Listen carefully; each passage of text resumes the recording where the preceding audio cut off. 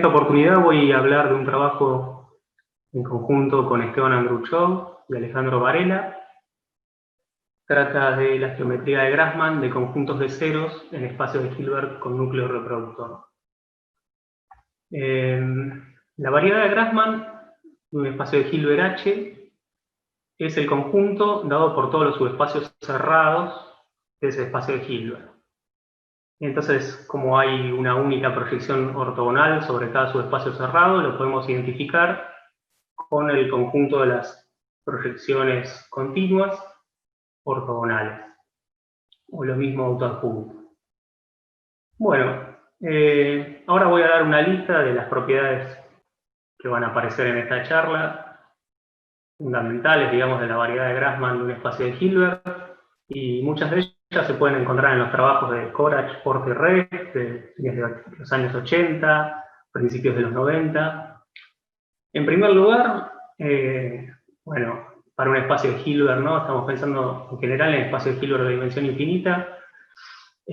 Resulta ser la variedad de Grassmann, o la grassmanniana, efectivamente una variedad modelada sobre un espacio de Banach, y las componentes conexas están indexadas por la dimensión y la codimensión. Es decir, que los subespacios están en la misma componente si solo si la dimensión del subespacio y del ortogonal y de las dimensiones de los ortogonales coinciden, ¿no? Esas dos dimensiones son las que caracterizan las componentes. Después, en las variedades, en las grassmannianas o variedad de Grassmann, es posible dar una métrica de Finsler, es decir, poner una norma que varíe continuamente en cada espacio tangente, y así medir la longitud de curvas como es usual, ¿no? Si yo tengo una curva, como dice acá, gamma, del intervalo 0,1 en la grassmanniana, la longitud va a estar dada por la integral de la norma de la derivada. Donde la norma que vamos a poner en el espacio tangente se puede pensar como un conjunto dentro de los operadores acotados. Entonces la norma que tiene sentido poner ahí es la norma usual de operadores, ¿no? El supremo sobre la bola de las normas del operador en los vectores, la norma usual de operadores, ¿no? Esta norma tiene la propiedad de no ser estrictamente convexa, ni tampoco diferenciable. Entonces, para lo que va a venir después, que lo que nos interesa es encontrar las curvas mínimas, es decir, los que hagan mínimos este funcional de L, las técnicas usuales del cálculo variacional no sirven, ¿no? Entonces va a haber otras maneras de encontrar las curvas que sean minimales o cortas, medidas de esta manera. Bueno, la grassmanniana posee una conexión que no voy a entrar en detalle, pero las geodésicas con respecto a esa conexión se pueden calcular. La geodésica que empieza en P sub S acá va a significar, ¿no?, el proyector que tiene imagen S. Entonces la geodésica que empieza en el subespacio S, o lo que es lo mismo en el proyector P sub S, y que tiene una cierta velocidad I, va a estar dada por esta forma, que consiste en conjugar con exponenciales al proyector P sub S, y en el exponente de la exponencial tomo acá el conmutador con la proyección P sub S. Esas son las formas de las geodésicas. Y además, cuando uno quiere ver si hay una geodésica minimal entre dos subespacios, minimal, ¿no?, con esta longitud que dije acá arriba, los subespacios fijos S y T, eso se puede ver de que equivale a encontrar un operador antihermitiano que sea codiagonal con respecto a S y también codiagonal con respecto a T. Esto, bueno, eso se puede ver en lo que está acá arriba, en esta fórmula que dije antes. Este corchete de I con P sub S es codiagonal con respecto a S. Pero si ahora yo quiero que la geodésica termine en T, haciendo un cambio de parámetro de T por 1 menos T, resulta que la geodésica también tiene que ser codiagonal con respecto al otro subespacio T. Y además, como quiero que sea minimal, aparece una condición sobre la longitud del exponente, el X, que va a tener que ser menor o igual que pi sobre 2. Bueno, y ese operador lo que tiene que pasar es que con la exponencial tiene que conjugar a P sub S en P sub T. Si uno consigue encontrar un operador que cumpla todas estas propiedades, entonces acá después en la exponencial le pone un parámetro t, tanto de este lado como este, y consigue la geodésica que va desde el subespacio S al subespacio T. Bueno, ¿qué resultados hay de minimalidad y de existencia y unicidad con respecto a las geodésicas minimales en la grassmanniana? El primero es de Porter Ref del 87. Le vamos a decir a eso la condición local, porque está con esta condición suficiente, dados dos subespacios S y T, si la distancia entre ellos proyectores en la norma de operadores es menor estricto que 1, entonces se puede probar que hay una única geodésica minimal uniendo S y T. Incluso el operador SX, que dijimos en la filmina anterior que uno tenía que construir, se puede construir como una función analítica de los proyectores P sub S y P sub T. Y bueno, este es un resultado local, pero no tanto.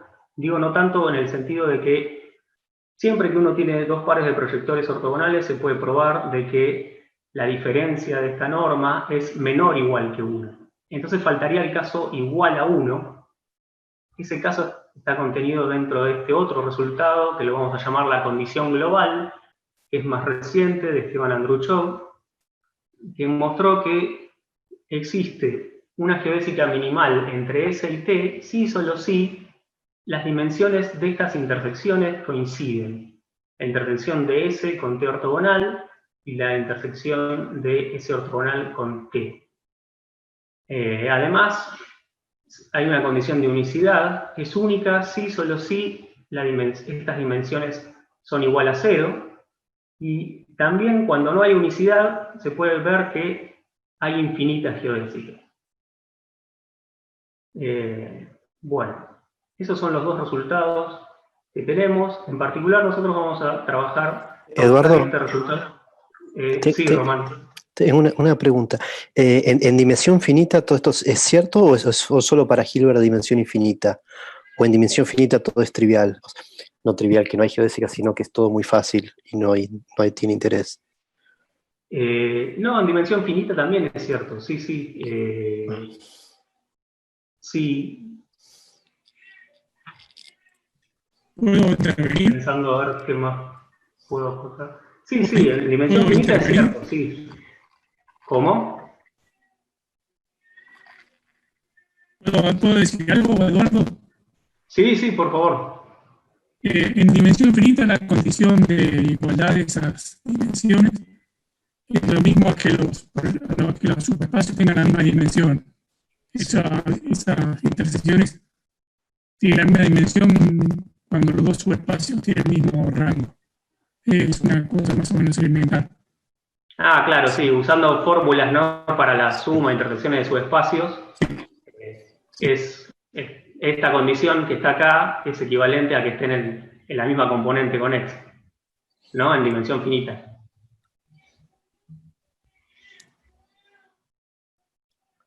Y si en dimensión finita, ¿no? Es que claro, seguro que es condición necesaria que tenga la misma dimensión. Esto dice que es necesario y suficiente. Entonces, si yo te doy dos bases de los subespacios, ¿se puede encontrar explícitamente la geodésica esta? La única. Bueno, encontrar la geodésica involucra hacer un gran Schmidt de espacios de generadores y cosas medio, o sea, explícitamente más o menos, digamos. Ajá. Sí, o sea, módulo de cuentas de más o menos elementales, sí, pero digamos, si vos me das los vectores, yo no te puedo decir una fórmula de la geodésica así explícita. Ajá. Pero está bien. Pero entonces en dimensión finita siempre es única esta geodésica. O sea, cuando existe que tiene la misma dimensión es única. Porque las dimensiones estas pueden no ser triviales. Pero siempre hay, digamos. No, claro. No había leído que la dimensión tiene que ser 0. Está bien. Bueno, listo, solo eso quería apuntar. Bien. Bueno, la idea de esta charla es entonces estudiar esta última condición global y la estructura de las geodésicas en un espacio de Hilbert particular, con más estructura, que son los espacios de Hilbert con núcleo reproductor.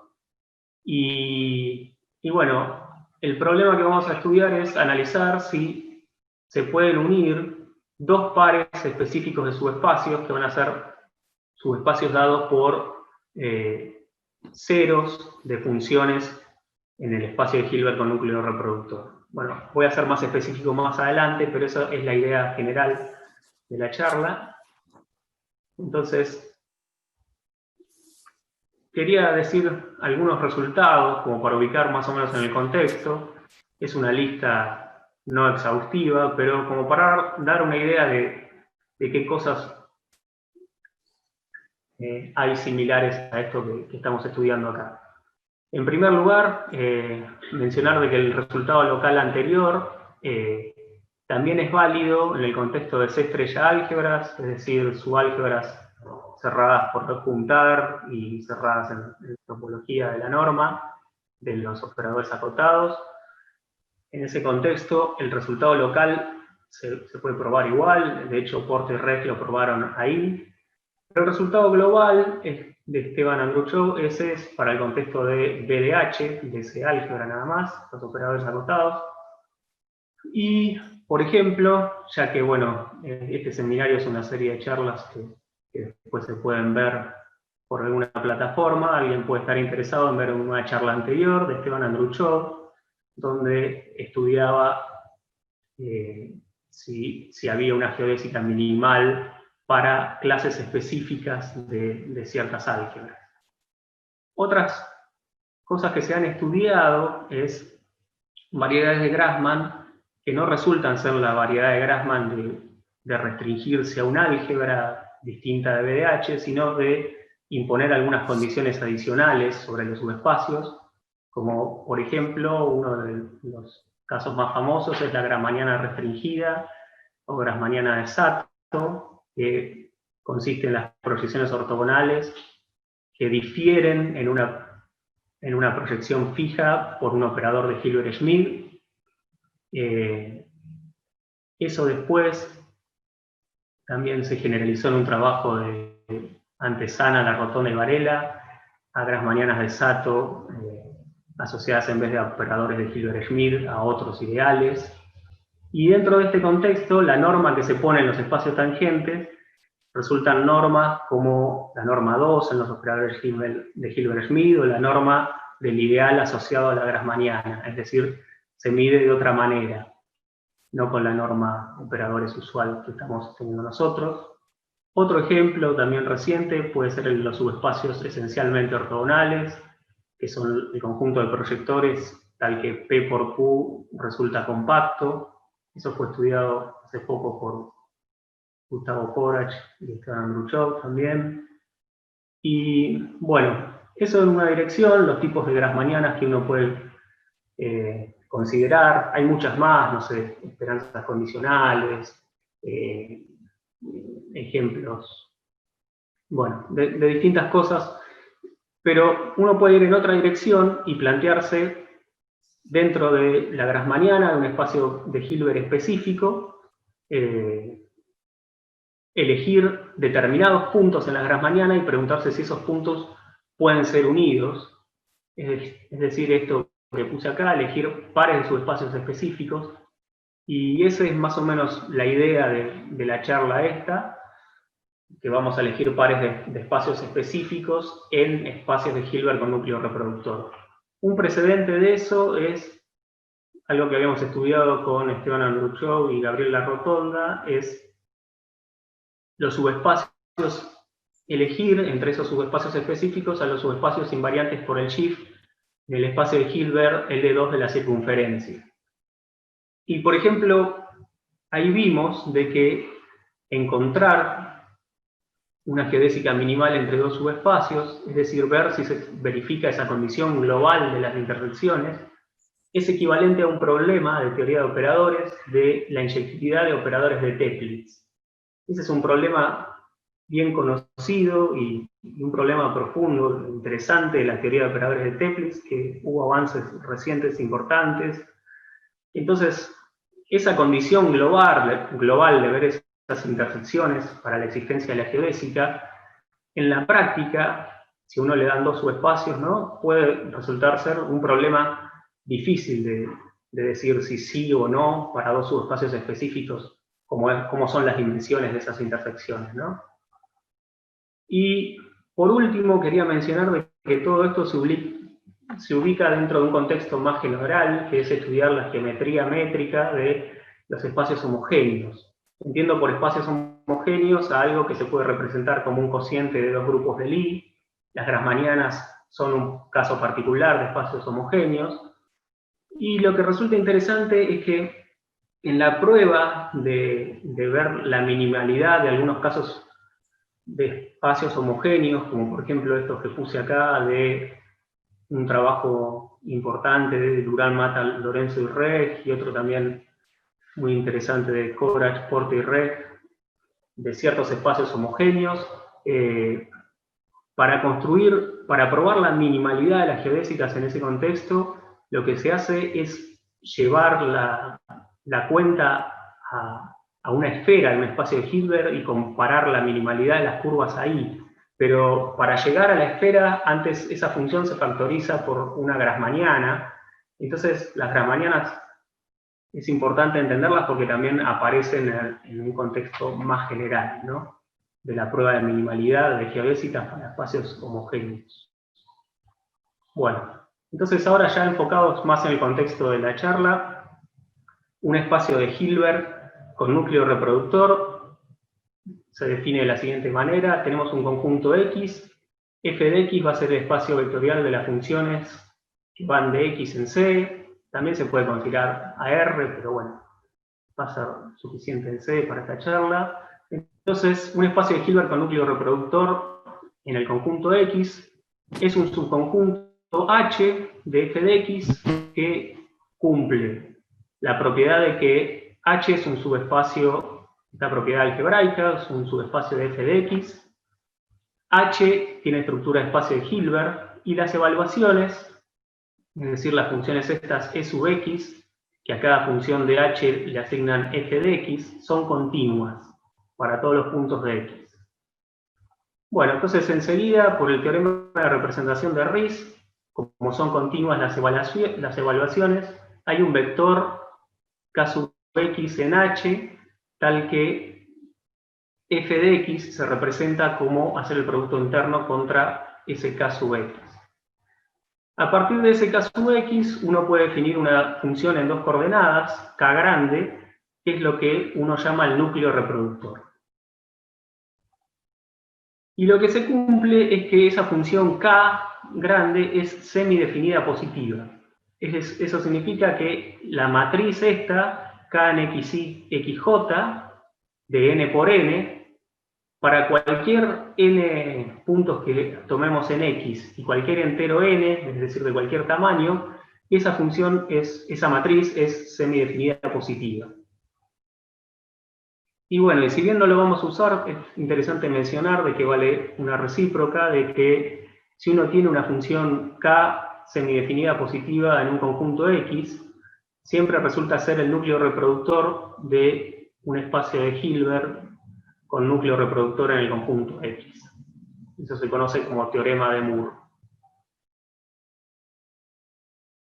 Bueno, entonces los pares de subespacios específicos que vamos a querer unir por una geodésica minimal dentro del espacio de Hilbert H con esta estructura de núcleo reproductor van a ser estos subespacios de ceros, que se construyen así. Tomamos n puntos, a esos n puntos los llamamos A. Fíjense que acá estoy poniendo la notación de un conjunto, o sea que estoy diciendo implícitamente de que estos n puntos son distintos. Y lo mismo hacemos con un conjunto B. Entonces definimos el subespacio de ceros como Z sub A, son las funciones en el Hilbert, que tienen la propiedad de anularse en todos los puntos A sub I. Y de la misma forma definimos el Z sub B, ¿no? Entonces, bueno, se puede ver de que el ortogonal de ZA es el generado por estas funciones dadas por los núcleos reproductores, de K sub A1 hasta K sub N. Y si planteamos la condición esta global de cuando estas dimensiones coinciden para ver si teníamos la geodésica, lo que sucede es que se puede probar, no es difícil ver este teorema, suponiendo el caso especial de que se da en muchos espacios de Hilbert con núcleo reproductor, de que estos conjuntos K sub A1 hasta K sub AN, y lo mismo para B, sean linealmente independientes, se puede ver que hay una geodésica minimal entre ZA y ZB, si solo si el M es igual a N. Y se puede estudiar cuando hay una única geodésica, y eso resulta en una condición con un determinante, el determinante de esta matriz, dada por los núcleos reproductores. ¿No? Es la matriz dada por K sub BJ evaluado en A sub I.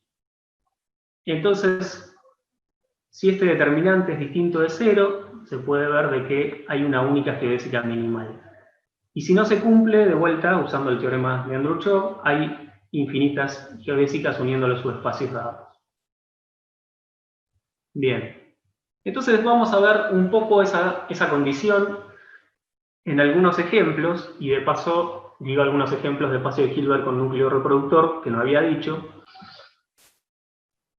El primero, el más conocido probablemente, es el espacio de Hardy del disco. D va a ser el disco, T la circunferencia. Entonces el espacio de Hardy del disco son las funciones analíticas que cumplen que estas integrales, tomando el supremo para todo R, son finitas, o lo que es lo mismo, tomando el límite hacia el borde del disco, se pueden ver que son isométricamente isomorfos a este subespacio de L2 de T, de las funciones que se pueden representar con series de Fourier solo con coeficientes positivos. Bueno, en este caso el núcleo reproductor se calcula y está dado por 1 dividido 1 menos ZW conjugado. Entonces, si uno quiere estudiar la condición del determinante, se puede ver enseguida en este caso, de que para el espacio de Hardy, el determinante este que caracterizaba la unicidad de geodésicas es siempre distinto de 0. Para cualquier par de conjuntos que tome así, que nos intersequen, ¿no? Y en vez de ver, bueno, se puede hacer de muchas formas, no es tan difícil de ver, se puede analizar directamente la matriz con el determinante, pero quizás la forma más rápida, que la podemos decir acá, es volver sobre la condición anterior, es decir, sobre el teorema de Andruchov, y ver de que estos subespacios tienen intersección nula.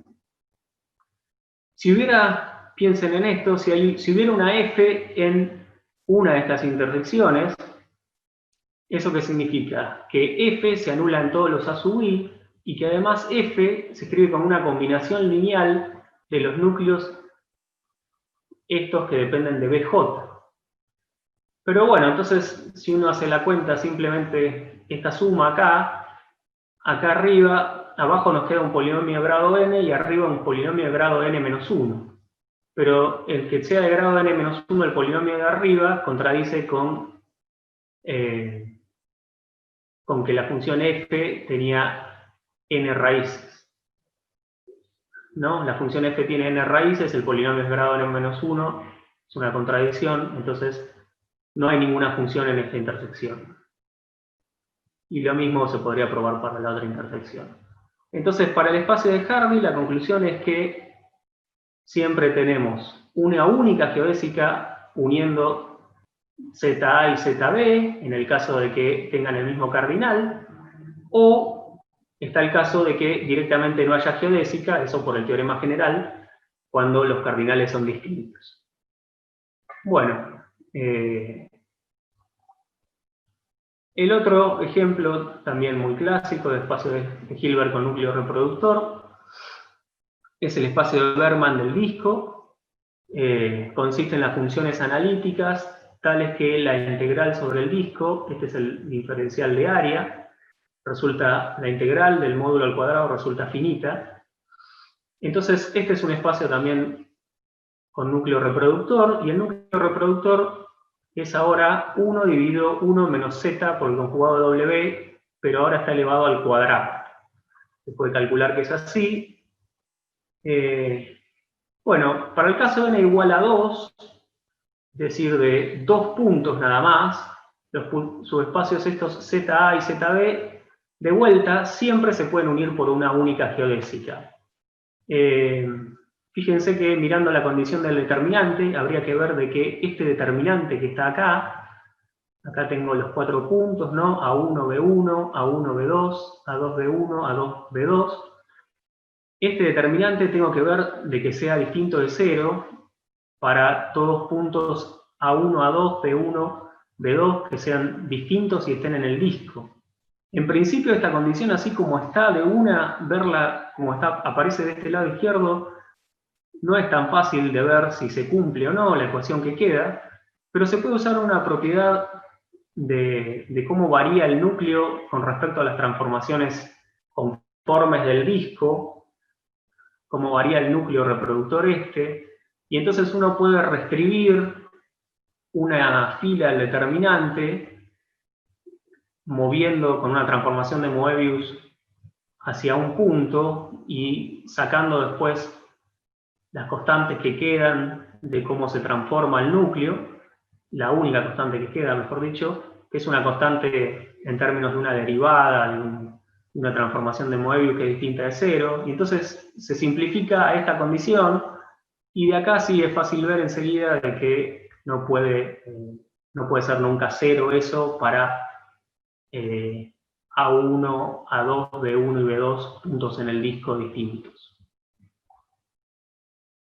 Bueno, después pudimos ver que para n desde 3 hasta 8 se pueden construir ejemplos donde el determinante es igual a 0. Eso equivale, visto en términos de funciones, equivale a encontrar constantes complejas tales que esta función tenga n ceros distintos en el disco. Eso se puede hacer, lo hicimos usando matemática para guiarnos y después se pudieron calcular explícitamente, así que eso se pudo hacer. Bueno, y después estudiamos una condición suficiente en el caso particular del espacio de Bergman. Esto vale para conjuntos A y B de n puntos, cualquiera sea el tamaño de n, y la condición suficiente es que cumplen esta desigualdad, el producto de AI por BJ para todo IJ sea menor que este número que aparece de este lado. Ese número es curioso, resulta que viene de otro teorema, que ahora voy a mencionar. Bueno, en el caso que se cumpla esta condición, hay una existencia de unicidades geodésicas, es decir, este determinante de distinto de 0. Las cosas que se usan para este teorema es una entidad de Borchardt que consiste en escribir el determinante de la matriz dada por el núcleo reproductor. Se puede escribir como el producto del determinante de esta matriz, donde acá en vez de la menos 2 aparece la menos 1, por la permanente de esa misma matriz. La permanente es la versión simétrica del determinante, ¿no? En vez de tener el menos 1 elevado al signo, no aparecen esos menos 1 en la permanente. Y bueno, por un lado está esta factorización, por el otro lado, el primero de estos factores, el determinante de este U1 menos AI BJ conjugado a la menos 1, eso, sacando factor común el A sub I, es una de las matrices que tiene de Cauchy, se llaman, que tienen una forma explícita, el determinante calculado, y bueno, usando que los puntos son todos distintos, se ve que eso es distinto de 0. Bueno, acá hay algunas cosas dividiendo, pero se pueden considerar el caso aparte si alguno fuera igual a 0 y todo sale bien.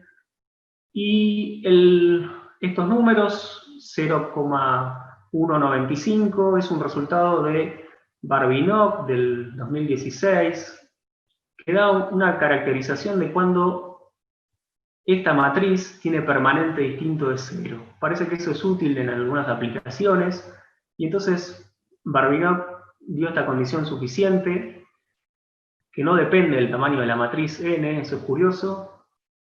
Bajo esta condición, la permanente de esta matriz es distinto de cero.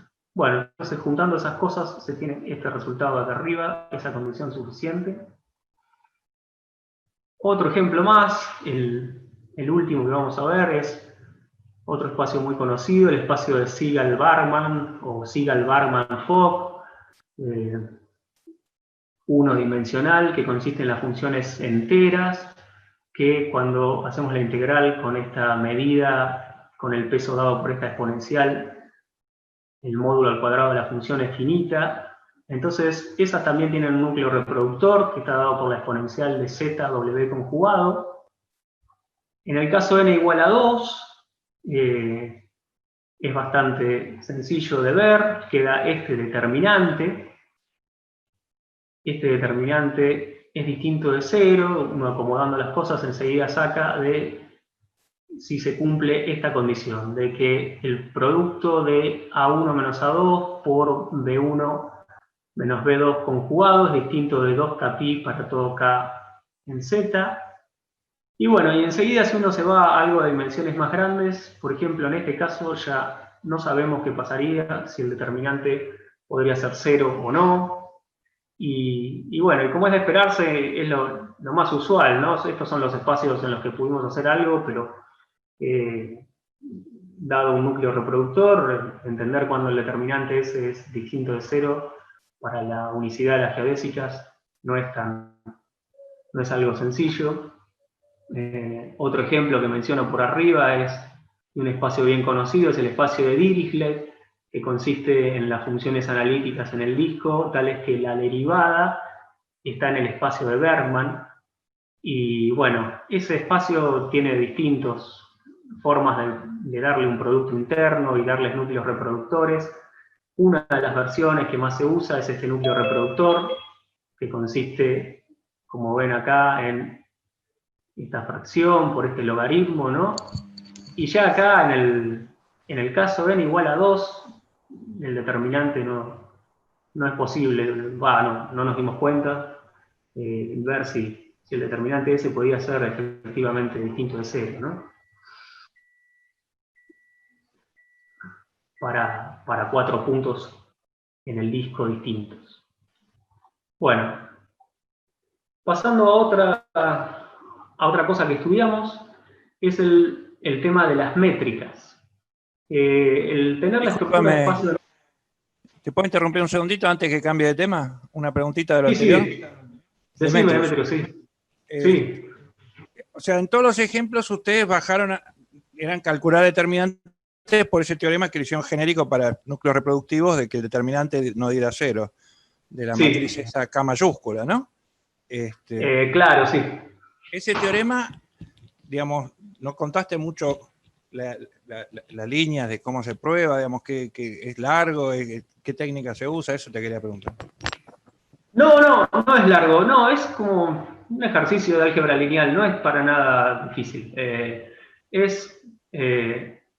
Lo que pasa que, viste, acá tenés, estos subespacios Z intersección ZB ortogonal, bajo esta condición de que estos sean linealmente independientes, te podés construir un isomorfismo entre este subespacio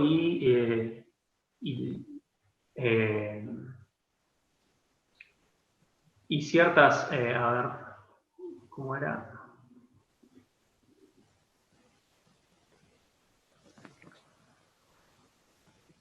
Sí, la matriz esta representa, déjame recordar un momento.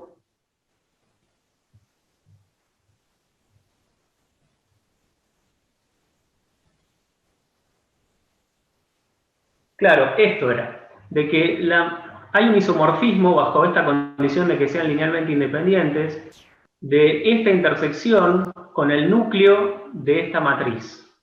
Y entonces después usando fórmulas de la dimensión, del núcleo, la imagen, fórmulas para las intersecciones de su espacio, y eso enseguida sale de que las dimensiones estas son iguales si la matriz esta es inversible. Es eso nada más, no es difícil.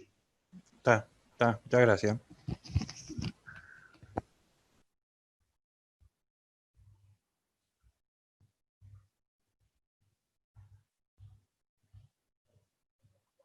Bueno, el otro tema que les iba a comentar es las métricas. Como les decía, la estructura de espacio de Hilbert con núcleo reproductor permite dar métricas en el conjunto X usando la estructura del espacio de Hilbert H. Es decir, buscamos métricas que digan cómo medir en X, pero usando la información del espacio de Hilbert H. Y esto fue algo bastante estudiado, en particular para el espacio de Berman así como yo dije, espacio de Berman del disco, hay algo más general, que es el espacio de Berman de un dominio, ¿no? En C a la N, y fue bastante estudiado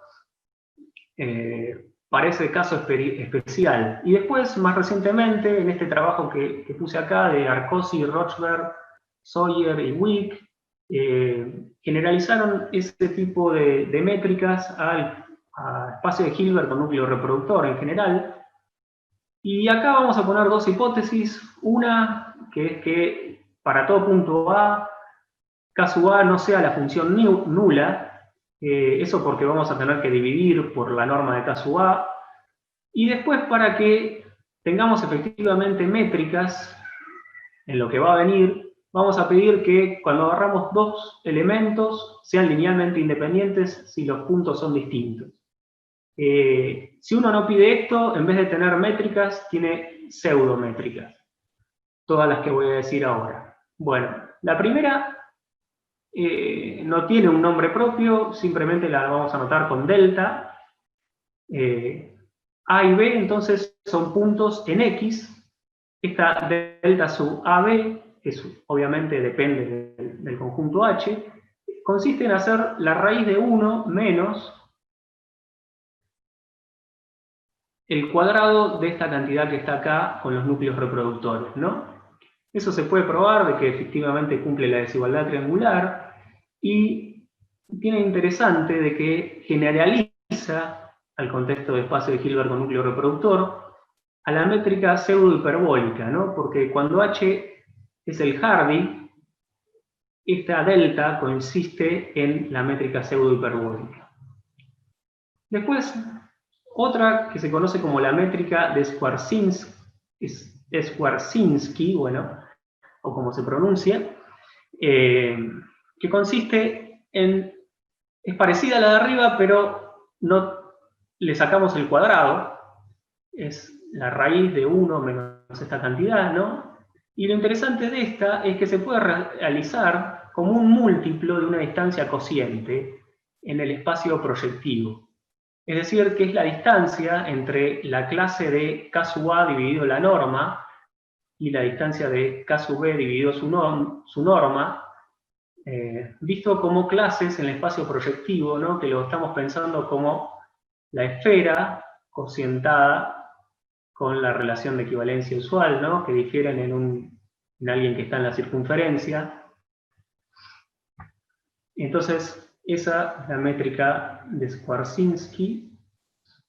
Y una tercera métrica también conocida es lo que se llama la métrica de Kobayashi, que viene esta es una métrica que viene de la geometría diferencial, ¿no? Porque primero uno plantea una métrica que es la versión de la métrica de Fubini-Stadi en el espacio proyectivo, que consiste en, bueno, el tangente al espacio proyectivo resulta también ser la clase de equivalencia de vectores tangentes en la esfera, y uno puede poner ahí una norma cociente que a la larga se calcula como esta cantidad que está acá, la norma del vector b al cuadrado menos el producto interno de b contra f, donde f es el punto donde uno está en el espacio proyectivo.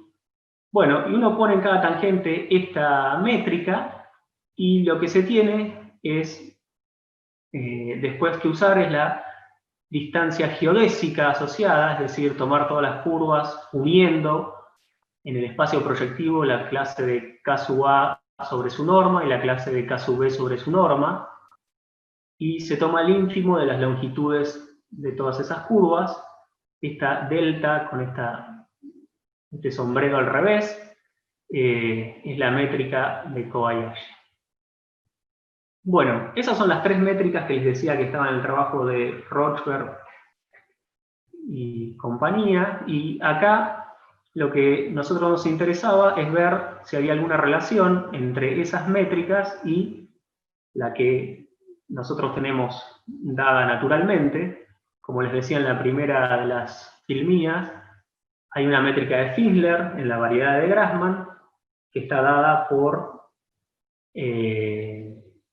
simplemente colocar en cada espacio tangente la norma de operadores usual, y bueno, con eso tomamos la distancia geodésica, al igual que en la métrica de Kobayashi, donde ahora las curvas gamas se miran uniendo los subespacios ZA y ZB. Acá fíjense que le puse Z sub A y no está el A y el B en negrita, porque ahora lo que estoy pensando es en subespacios de un solo punto, ¿no? El Z sub A es este, cuando no está en negrita es el Z del conjunto dado por un solo punto. Bueno, entonces pudimos ver de que la métrica de Kobayashi es exactamente igual que la métrica gamma dada por nosotros. Después, la métrica delta, la primera de todas, por un teorema también conocido de Porte y Re, se puede escribir en términos del seno de nuestra métrica gamma, y a su vez es la diferencia de la norma de operadores entre los proyectores sobre ZA y ZB, o también se puede hacer con las normas de Jack en P, pero aparece una constante acá, 2 a la 1 sobre P. Y por último, la métrica de Swarzansky se calcula también así, como raíz de 2 seno de un medio de gamma. Lo que estaba estudiado en el artículo de Rochberg es que sus tres métricas eran equivalentes desde el punto de vista topológico, pero en principio no estaban dadas las relaciones que había entre ellas. Y por otro lado, esta igualdad, si uno se olvida en el segundo renglón acá de gamma y solo pone a delta, la relación entre delta y la norma de operadores y las normas P también había sido hallada con otra técnica por Coburn alrededor del año 2005 en un trabajo también. La prueba nuestra es distinta, bueno, usa en términos de lo que se sabe de las geodésicas, de la geometría. Bueno, después lo otro que estudiamos es saber cuándo el espacio X con la métrica gamma es completo. Eso usando, bueno, la relación que vimos con la diferencia de los proyectores en la norma de operadores, es fácil ver de que es equivalente a ver que estos conjuntos Z sub A, ¿no? Los subespacios de ceros asociados a un solo punto, Z sub A, cuando ese conjunto es cerrado en la grassmanniana. Es lo mismo que eso. Y bueno, acá pusimos una condición, una hipótesis, para ver cuándo se podía, para probar, para dar una condición suficiente para ver que X gamma sea completo. Es la siguiente: suponemos ahora que X está dentro de C a la N, y voy a anotar con gamma delta, nabla de X, perdón, estoy trabado, a la frontera de X, pero pensada dentro de un conjunto más grande, en la compactificación de un punto de C a la N. Entonces la condición es esta, de que para cada sucesión en X que tienda a un punto que está en esta frontera, se tiene que tener que este límite de k sub a n z dividido la norma de k sub a n es igual a 0. Esta condición, hasta donde sabemos, es nueva. Había una condición estudiada para el caso particular de espacios de Berman de dominios, algo estudiado bastante viejo, en los años 50, para entender cuándo era completa, por ejemplo, la métrica de Skwarczynski. Una condición que era de que las normas, estas que aparecen acá abajo, tiendan a infinito cuando uno se acerca a la frontera. Esta condición no es lo mismo que esa condición junto con otra son más fuertes, implican esta, junto con la acotación puntual de estas funciones.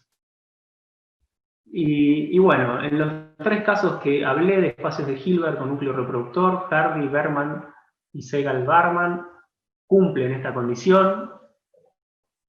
Y tampoco es difícil construir ejemplos donde uno vea que esta condición no se cumple.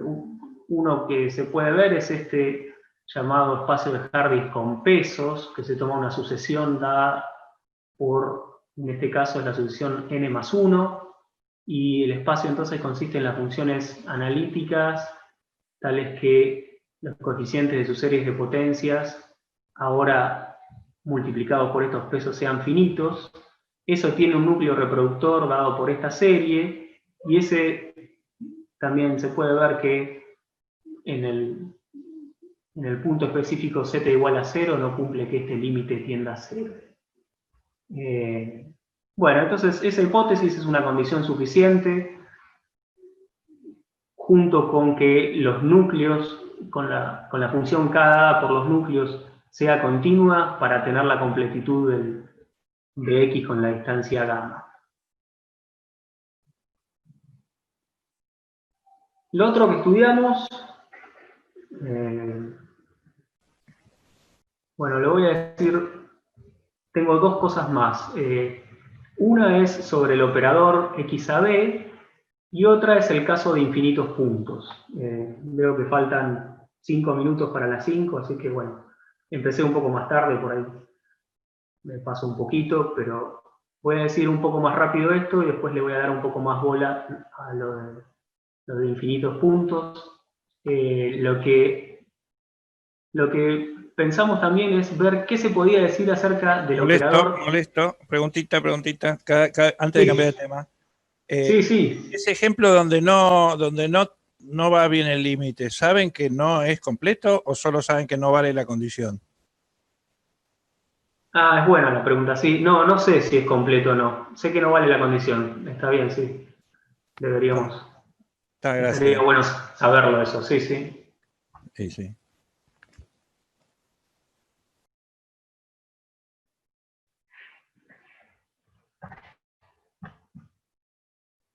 Bien.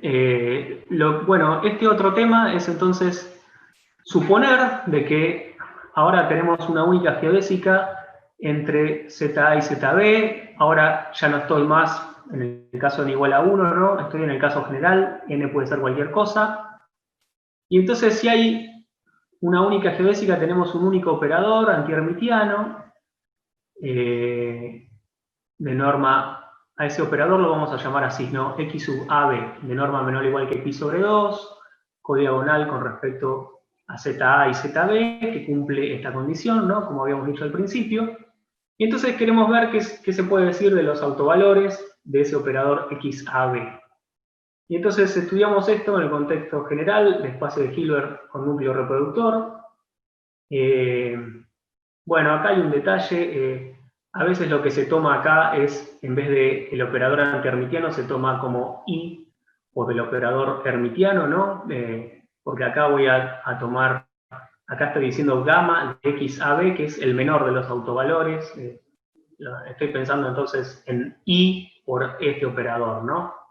Estoy pensando en la parte, en el operador antihermitiano asociado.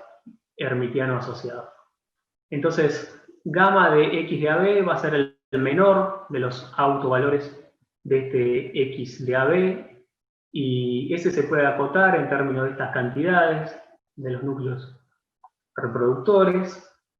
Después también se puede acotar por abajo la norma, para toda función que esté acá en este conjunto. Bueno, eso es a la parte genérica entre ZA y ZB, está acá abajo, ¿no? Sacarle el generado por K de A1 hasta K de AM. Y bueno, también hay una caracterización del espectro en términos de los valores singulares de la proyección sobre este subespacio Z sub A, y que tiene núcleo este subespacio Z0 B ortogonal. Se puede caracterizar el espectro de este X en términos de los valores singulares de esa proyección. Bueno, no estoy entrando mucho en detalle, pero ya les dije por arriba más o menos lo que se pudo hacer es eso. Y después, en el caso específico, donde H es el espacio de Hilbert, el espacio de Harvey, se pueden decir más cosas más específicas. Los espacios ZA y ZB, lo importante acá es que cada función que está ahí se puede factorizar usando productos de Blaschke. Es decir, se puede escribir como un producto de Blaschke B sub A por funciones en H2. Un producto de Blaschke está dado por esta fórmula, ¿no? Y tiene la información de los ceros de las funciones, ¿no? Del espacio de Harvey. Y bueno, lo que sucede es que las cantidades que veíamos en el resultado anterior se pueden poner en términos de estos productos de Blaschke, en el caso del espacio de Harvey. Si anotamos por H sub phi al operador de Hankel, que consiste en multiplicar y después proyectar sobre el ortogonal dentro del L2 del espacio de Harvey, se pueden acotar el menor de los autovalores de esta forma, en términos de fórmulas usando los puntos y los productos de Blaschke. Lo mismo para la norma, y el espectro ahora se puede decir en términos de los valores singulares y un operador de Hankel asociado al cociente entre los productos de Blaschke asociados al conjunto B y al conjunto A. Bueno, lo que se usa, y algo que es muy interesante, es esta fórmula de Adamjan, Arov y Crane, que calcula los valores singulares de un operador de Hankel en términos de normas de productos de Blaschke de cierto grado, o en términos de diferencias de normas de operadores de Hankel.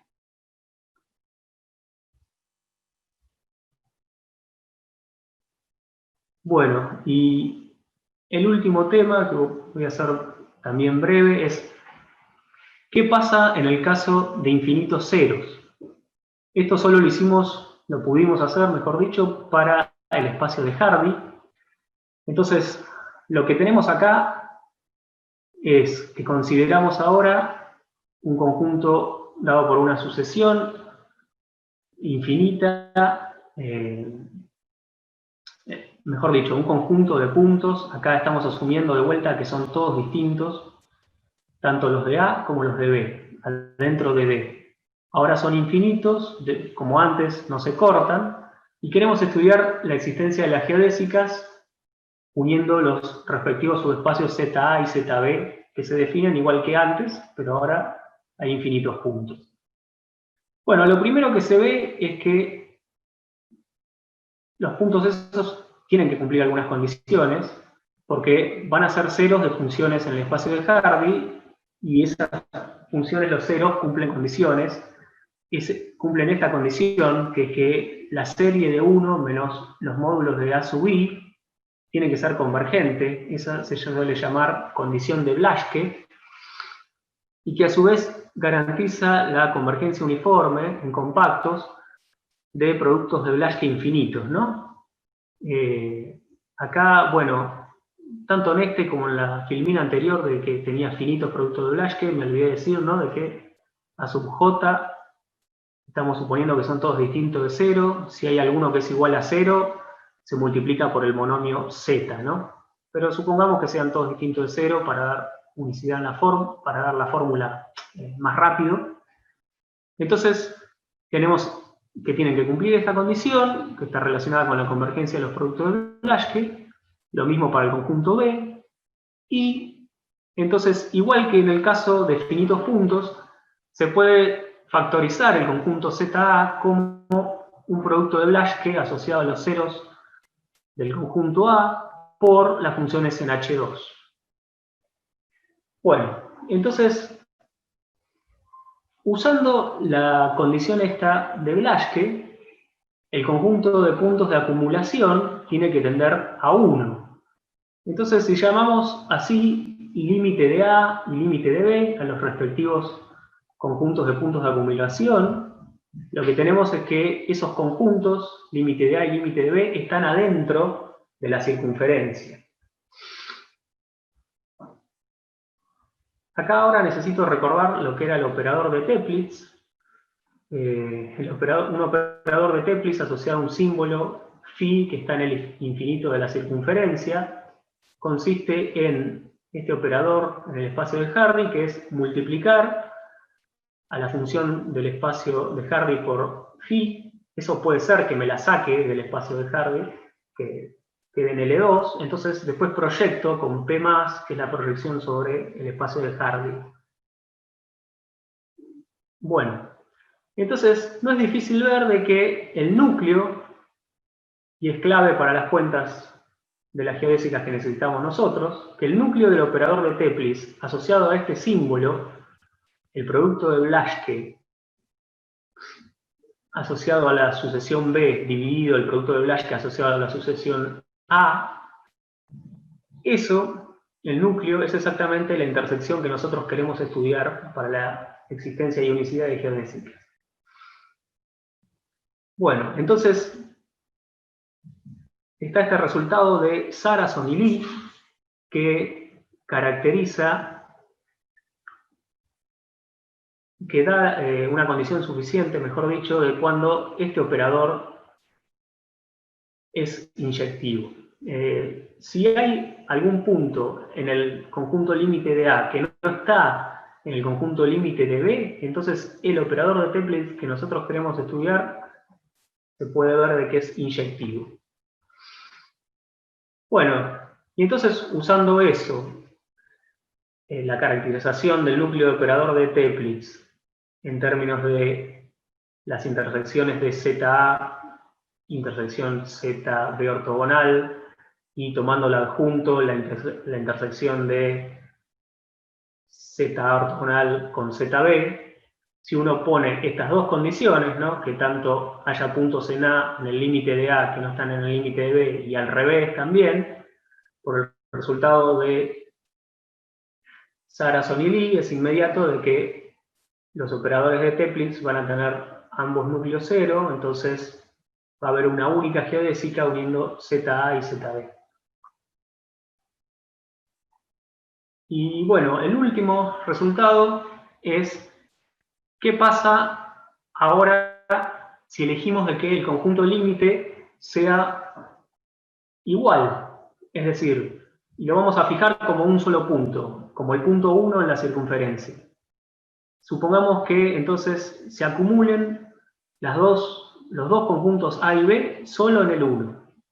Y entonces ahí se puede ver lo siguiente, de que para cualquier m que nos den, entero, m incluso puede ser infinito, existen conjuntos disjuntos A y B en el disco que satisfacen la condición de Blaschke, se acumulan en 1, y tenemos esto, que la dimensión de esta intersección es 0 y la dimensión de la otra intersección que nos interesa es el m que nos habían dado al principio. Bueno, en particular, como ya sabemos, va a haber una única geodésica solamente en el caso de que m sea igual a 0. Y ya terminando unas ideas muy por arriba que se usan en este resultado, que las demostraciones para m infinito y m distinto de infinito son bien distintas. Para el caso m finito, lo que se usa, lo que se hace es construir lo que se llama productos de Blaschke codivisibles en esto que es h infinito más c, que se se llama el álgebra de Saracen. Eso, h infinito es la intersección de L infinito con el espacio de Hardy. Son las funciones acotadas en el espacio de Hardy, ¿no? Y C son las funciones continuas en la circunferencia. Entonces, h infinito más c, el álgebra de Saracen, es un álgebra que es de Banach, contenida más grande que h infinito y más chica que L infinito, ¿no? Y es la más chica que está entre esas dos. Y lo que tiene de importante es que hay una serie de resultados bien conocidos de Saracen, que cuando un operador de Teplitz tiene símbolo en ese álgebra, lo que se puede hacer, lo que se tiene es que el operador de Teplitz es inversible, es Fredholm, si solo si la función, el símbolo, es inversible en este álgebra de Banach. Y además hay un índice en este álgebra de Banach que se relaciona con el índice de Fredholm del operador de Teplitz dado por el símbolo. Se relacionan con un signo menos. Entonces, lo que se hace para dar la prueba de este resultado es construir, dado un conjunto A, lo que se puede hacer es perturbarlo un poquito y construir el conjunto B, de forma de que el cociente del producto de Blaschke B sub A con el B sub B sea una función inversible en el álgebra esta de Saracen. Eso es lo mismo que ver de que los dos productos de Blaschke son codivisibles en el álgebra de Saracen. Bueno, y si yo tengo una función inversible, entonces decíamos que el operador de Teplitz asociado a Fredholm tiene el índice, que el índice está dado en términos de las dimensiones del operador de Teplitz y de su adjunto, del núcleo del operador de Teplitz y del núcleo del adjunto, pero esos núcleos estaban relacionados con las intersecciones estas que nos interesan. Eran esas intersecciones, dije antes. Bueno, entonces uno puede ir moviendo ir haciendo que M sea lo que uno quiera, agregando finitos puntos y jugando con ese índice de la función en h infinito más c, y el índice de Fredholm, no del operador de Teplitz. Y para el caso infinito, la prueba es distinta, se usa un concepto que es la idea de función de Cauchy. Esto es, la definición es que una función de Cauchy es una función que cumple que este producto de C sub D por B conjugado pertenece a este álgebra de Saracen para todo D, donde C sub D es esta función exponencial. Esta es una función interior, singular, es decir, que es una función de módulo 1 en el borde, en la circunferencia, que no se anula en el disco. Y bueno, lo importante es que de vuelta hay un resultado de Saracen que el operador de Teplitz asociado a una función de Cauchy con símbolo dado por cualquiera de estas C sub D por B conjugado que están acá, eso tiene núcleo de dimensión infinita. Entonces, usando eso, esta función singular se puede transformar vía un unitario a cierto producto de Blaschke y así uno se construye el conjunto asociado, el conjunto A y el conjunto B que van a servir para para verificar esta condición con m igual a infinito. Bueno, eso sería todo. Muchas gracias por la atención.